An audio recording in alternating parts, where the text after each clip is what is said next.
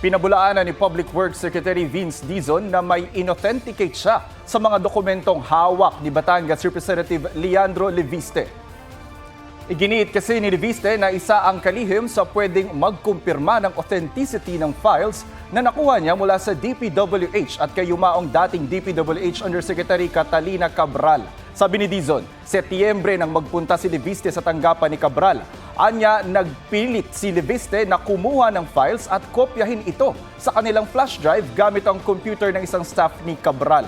Tumawag daw si Cabral kay Dizon para sabihing hiningi ni Leviste ang mga dokumento kaugnay sa alokasyon ng mga distrito. Hindi raw alam ni Dizon kung anong dokumento ang nakuha ni Leviste. Naipasa na raw ng DPWH sa Ombudsman ang mga file at computer ni Cabral at bahala na raw ang Ombudsman na pag-aralan at i-authenticate ang mga ito. Alinsunod sa subpina, itinanggi naman ni Leviste ang sinabi ni Dizon na puwersahan o manong pagkopya ng file sa kanyang flash drive.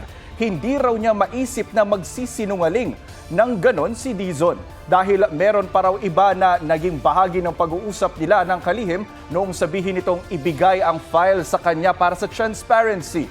Ilang araw pa lang daw noon sa pwesto si Dizon.